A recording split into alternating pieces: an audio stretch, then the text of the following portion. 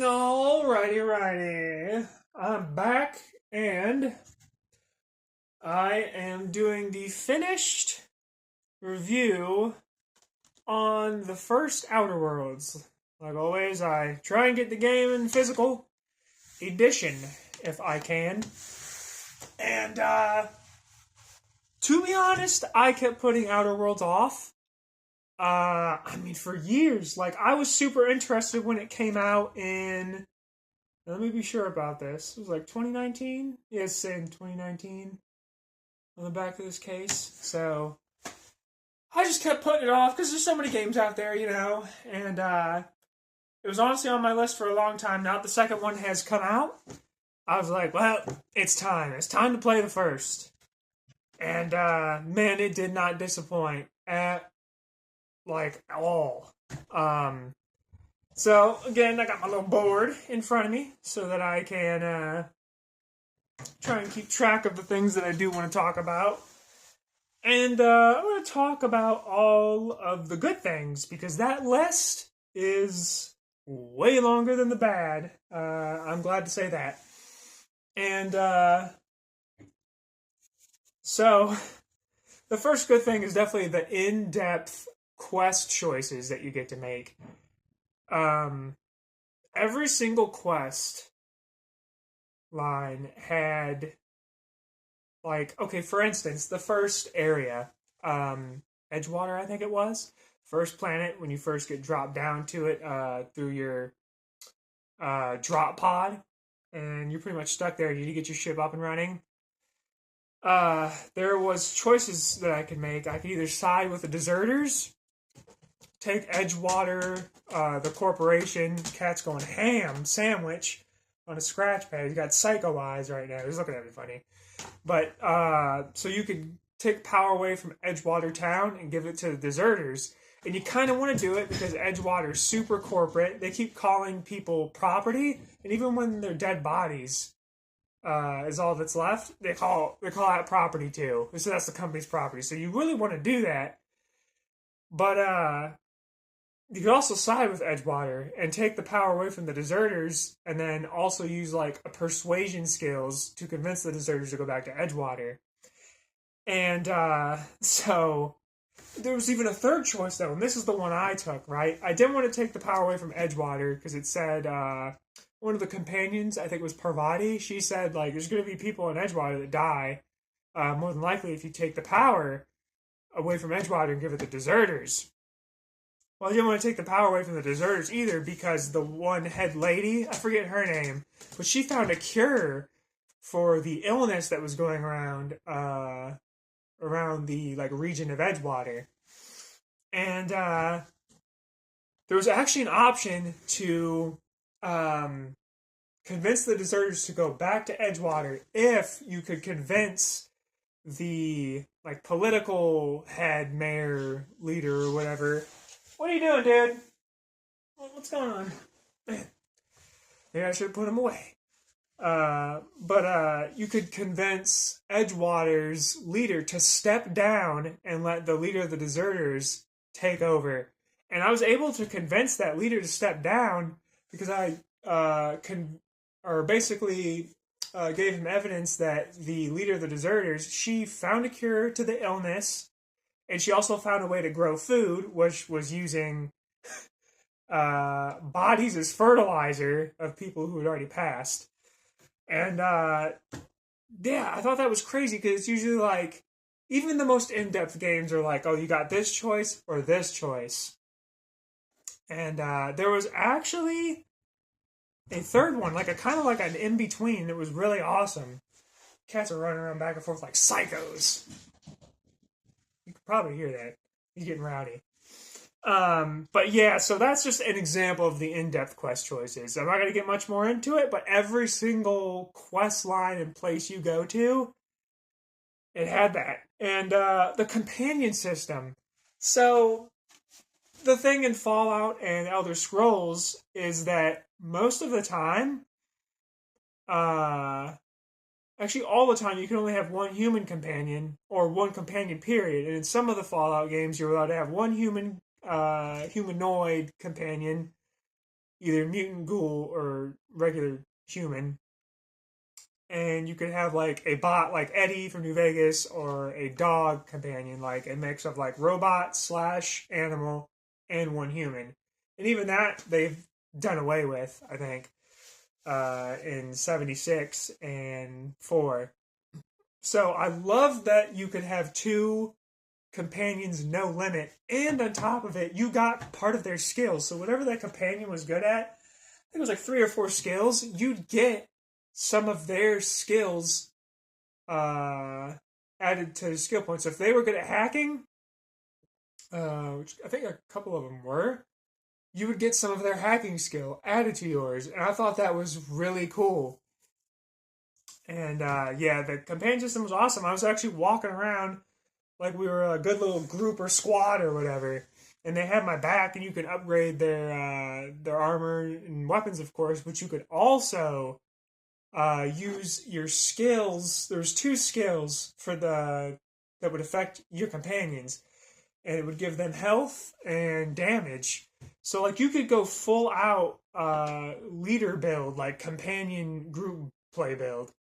It was awesome. I don't know if I've even seen a game as far as like first third person like open world RPG that like has had that yet.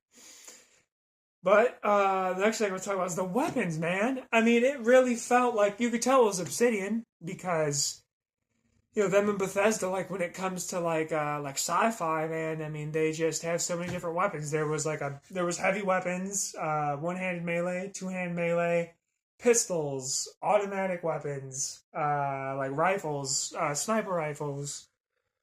I mean, it was awesome. Like the heavy weapons were super cool. There's freaking grenade launchers, flamethrowers, plasma throwers, charging. You had this rifle. I think it's just a normal plasma rifle, but you could charge it up to launch a huge plasma ball, and they were all modifiable, or you could modify them all.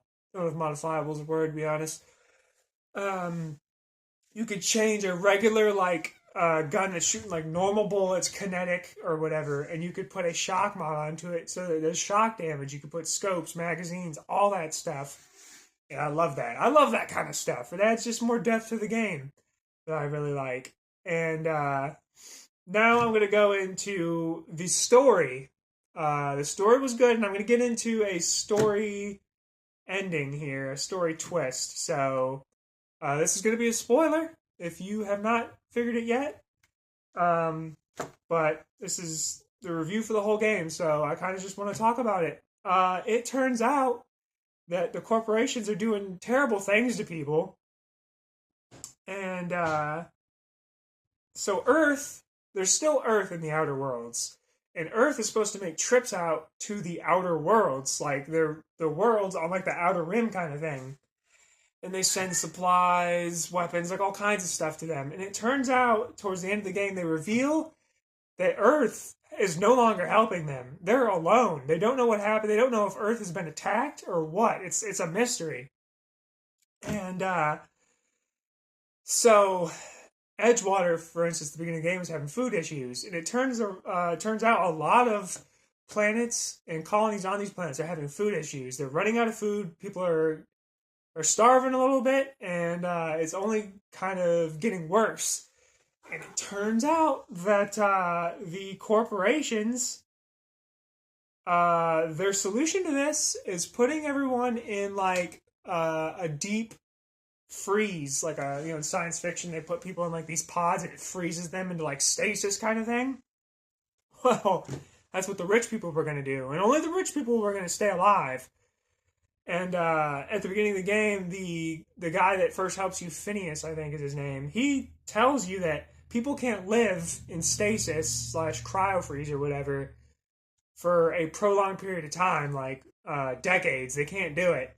And that's what these rich people are going to do. So they're basically going to kill most of the population, it seems like, in order to save themselves, basically. And it was a really cool twist. It had some mystery to it. As far as like Earth, what's going on with Earth? Was it attacked by aliens or something? Who even knows? And the Outer Worlds And oh, so at the credits, right? Credits start rolling. You did the Fallout New Vegas thing, like based on your choices, you get a different credits, and kind of tells you how the Outer Worlds are carrying on after you beat the game. And it shows that people were kind of like coming together to grow food in creative ways, like bodies, unfortunately, but that's what they found out how to do. And so the story was really cool. And so I want to finish this off with just the one bad thing. And it wasn't even an all the time thing. So like Monarch, the planet Monarch, and then the Edgewater region on Terra 2, I think it was. Those were decent sized regions. I was exploring those. But there were regions like the Groundbreaker spaceship, space station kind of deal, and the God, I forget the name of the other one, but they had some other experiment thing happening over there. And the Groundbreaker and that place I just talked about, they were very kind of like small areas. And that was really my only issue. It was like you'd be in a wide open area, then you go to a small kind of closed-in area with hardly an exploration.